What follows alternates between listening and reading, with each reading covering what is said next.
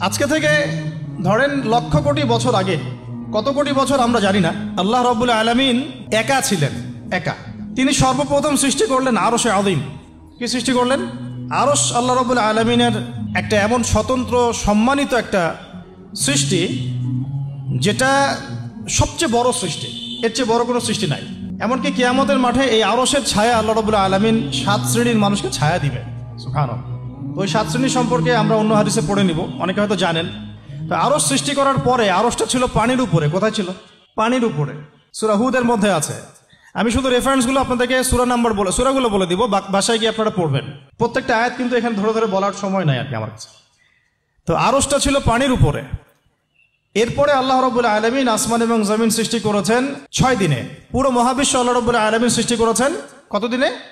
6 দিনে। ফি সিত্তাতি আইয়াম, 6 দিনে। তো এখন সৃষ্টি করার পরে আল্লাহ রাব্বুল আলামিন কলম সৃষ্টি করেছেন। কি সৃষ্টি করেছেন? কলম। ইলমের সাথে যে কলমের সম্পর্ক, এটা একটু পরে আরো ক্লিয়ার হবে আপনাদের কাছে। আল্লাহ পাক কলম সৃষ্টি করে বলেছেন, উকতুব, কলম তুমি লিখো। কলম তো আমাদের সংজ্ঞা মতো জড় পদার্থ, তাই না? হ্যাঁ। তো আল্লাহ পাক বলছেন কলমকে তুমি লিখো। তো কলম কথা বলছে, মাযা আকতুব, আমি কি লিখব? আল্লাহ পাক বলছেন লিখো, কিয়ামত পর্যন্ত যা যা হবে সব লিখে ফেলো। এরপর আল্লাহ রাব্বুল আলামিন লাউহে মাহফুজের মধ্যে একদম from the very beginning till the last day of judgement প্রত্যেকটা কথা লাউহে মাহফুজে লেখা আছে। এমনকি আপনার কার সাথে বিয়ে হবে সেটাও,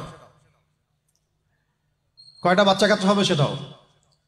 তাই এত অস্থির হওয়ার দরকার নাই, রিজিকে যা আছে আসবে ইনশাল্লাহ। লেখা যদি হয়ে থাকে আসবে না? আসবে ইনশাল্লাহ, সবর। তো এই জন্য মুমিনদেরকে বলা হয়েছে তোমরা কখনো হতাশ হবে না, কারণ তাকদির লেখা হয়ে গেছে, হতাশ হওয়ার কোনো কারণ নাই। একটা প্রবণতা আমরা সমাজে দেখছি আত্মহত্যার। ইয়াং জেনারেশনকে আমরা নসিহত করব যে ভুলেও নিজের জীবনকে বিসর্জন দিতে যাবেন না। আল্লাহ রাব্বুল আলামিন আপনাদেরকে সৃষ্টি করেছেন তার ইবাদত করার জন্য এবং তার জমিনে তার দিনটাকে প্রতিষ্ঠা করার জন্য। হেলায় খেলায় আপনার জীবনটা নষ্ট করবেন না, ঠিক আছে ভাই? আল্লাহ পাক বোঝার তৌফিক দান করেন। তো কলম সৃষ্টি করার পরে কিয়ামত পর্যন্ত সব লেখা হয়ে গেছে। এখন আমাদের এই পৃথিবীতে তো মানুষ ছিল না, ছিল? এই পৃথিবীতে কি আগে মানুষ ছিল? এই পৃথিবীতে আগে কি ছিল তাহলে বলেন? হ্যাঁ, মাশাআল্লাহ। এই পৃথিবীতে আগে কি ছিল? এখন ওরা নাই? সবার সাথেই কিন্তু একটা করে আছে। কমপক্ষে কয়টা করে? সবার সাথে কমপক্ষে একটা করে। আর কোন কোন জায়গা আছে যেখানে জিনের বড় বড় আকড়া আছে। পৃথিবীতে যে জায়গাগুলো থেকে ইসলাম বিরোধী অপতৎপরতাগুলো চলে, ওখানে জিনের আকড়া বেশি। আর কথা বুঝতে পারছেন? তো জিন জাতিকে আল্লাহ পাক ধ্বংস করে দিয়েছেন তাদের পাপের কারণে, আল্লাহ দ্রোহিতার কারণে, অবাধ্যতার কারণে। এখন আল্লাহ রাব্বুল আলামিন ইরাদা করলেন পৃথিবীতে আমাদেরকে সৃষ্টি করবেন, মানে মানুষকে সৃষ্টি করবেন। আল্লাহ পাক তার সমস্ত ফেরেশতাদেরকে একত্রিত করলেন। ঘটনাটা কিন্তু খুব ইন্টারেস্টিং। আমি জানি এখানে ওলামায়ে কেরামও আছেন, তবে আমি সবার জন্য প্রযোজ্য হয় এমন কথা বলারই চেষ্টা করছি, কারণ অনেকে হয়তো এগুলো নাও জানতে পারে। তো আল্লাহ পাকের ভাষায় আমি যদি বলি, আল্লাহ রাব্বুল আলামিন বলছেন, বা'দা আউযু বিল্লাহি মিনাশ শাইতানির রাজীম, ওয়া ইয ক্বালা রাব্বুকা লিল মালায়েকা ইন্নী জাঈলুন ফিল আরদি খলিফা। হে নবী মুহাম্মদ সাল্লাল্লাহু আলাইহি ওয়াসাল্লাম, তুমি স্মরণ করো সেই সময়ের কথা যখন আল্লাহ তোমার রব সমস্ত ফেরেশতাদেরকে ডেকে বলেছিলেন যে ইন্নী জাঈলুন ফিল আরদি খলিফা, আমি জমিনে মানে পৃথিবীতে আমার খলিফা পাঠাতে চাই। কি পাঠাতে চাই? আরো জোরে বলেন। আল্লাহ পাক বলেননি পৃথিবীতে মানুষ পাঠাতে চাই, পৃথিবীতে নতুন কোনো মাখলুক পাঠাতে চাই। আমাদেরকে আল্লাহ পাক সম্মানের শব্দে সম্মানিত করেছেন, বিশেষায়িত করেছেন। আমাদেরকে বলেছেন আমরা আল্লাহর খলিফা, আমরা আল্লাহর খলিফা। এখন আমরা আল্লাহর খলিফা, কিন্তু পৃথিবীতে মানুষ খিলাফা শব্দ সহ্য করতে পারে। হ্যাঁ, কি অদ্ভুত না? এটা কোরআনের কি শেষের দিকে আছে না প্রথম দিকে আছে? সূরা বাকারার একদম শুরুর দিকে 3, 4, 5টা পৃষ্ঠা উল্টালে দেখবেন এই একটা আছে। তো কোরআন তাহলে শুরু থেকে কখনো খুলেও দেখেনি সে ব্যক্তি।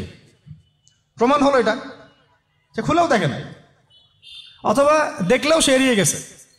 আল্লাহ পাক আমাদেরকে বললেন যে পৃথিবীতে আমি আমার খলিফা পাঠাতে চাই।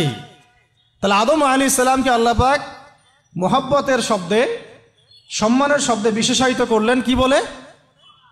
সুবহানাল্লাহ, সুবহানাল্লাহ। আর খলিফা কাকে বলে এটা আমি আপনাদেরকে বোঝাচ্ছি একটা দোয়া থেকে। এই যে গাড়িতে করে আমরা বাসা থেকে আসলাম বা যখন কোনো সফরও যাই, আমরা একটা দোয়া পড়ি, সুবহানাল্লাযী সাখখারা লানা হাযা ওয়া মা কুন্না লাহু মুকরিনিন ওয়া ইন্না ইলা রাব্বিনা লামুনকালিবুন। এতটুকু তো পড়ি নাকি? বা এগুলো পড়তে হবে? বইমেলায় এসেছি শুধু লেকচার শোনার জন্য না, ছবি তোলার জন্য না। আজকে জীবনটা পরিবর্তন করার নিয়াত করে যাইতে হবে। ঠিক আছে ভাই? বই প্রকাশ করা, ছাপানো, বিক্রি করা, লেখা, এর চেয়ে বড় কথা আমার জীবনটা ইলমের আলোয় আলোকিত করা।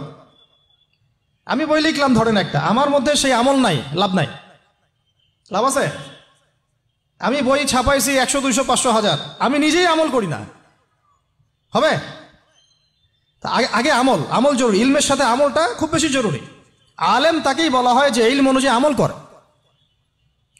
তাহলে আল্লাহ পাক বলেন লিমা তাকুলুনা মা লা তাফআলুন, তোমরা এমন কাজ, এমন কথা কেন বলো যে আমল নিজেরাই করো না?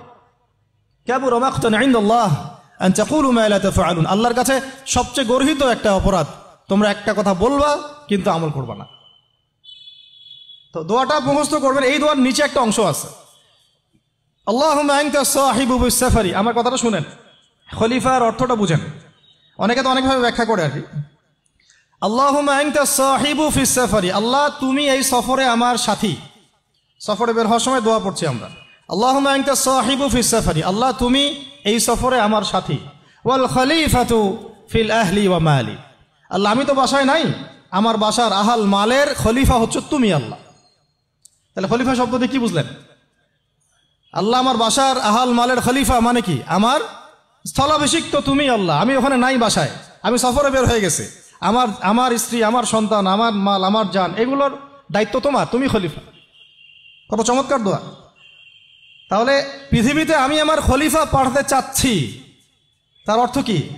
আল্লাহ রাব্বুল আলামিন এই পৃথিবীতে আমাদেরকে তার প্রতিনিধি বানিয়েছেন। সুবহানাল্লাহ, সুবহানাল্লাহ। তাহলে আমরা নিজেদের আত্মপরিচয় ভুলে গেলাম যে আমরা আল্লাহর প্রতিনিধি পৃথিবীতে, তাই না? আমরা এখন আব্রাহাম লিঙ্কনের পূজা করতেছি।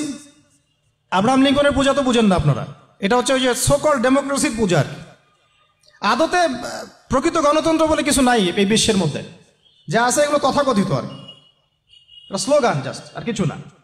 এটা যারা চর্চা করে তারাও জানে, আমাদের কাছে তারাই বলে।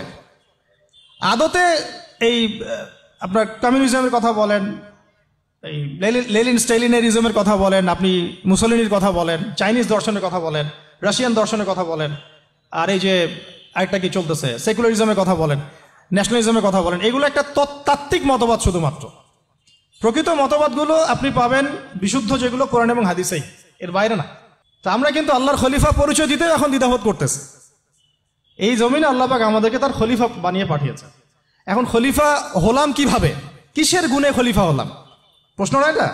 আমাদের কি 10টা হাত, 10টা পা, বেশি শক্তি ফেরেশতাদের চাইতে, যে আমরা খলিফা হলাম কিসের ভিত্তিতে আর কিভাবে হলাম এটা শুনুন। আল্লাহ পাক বলছেন ওয়াল্লামা আদামাল আসমাআ কুল্লাহা, আল্লাহ বলছেন আমি আদমকে এই মহাবিশ্বের যত নাম আছে, নাউন্স, ইসম, সব শিক্ষা দিয়েছি। সুবহানাল্লাহ। এই মহাবিশ্বের যত নাউন্স, নাম, এখানে ইসম শব্দের অর্থ কিন্তু জ্ঞান।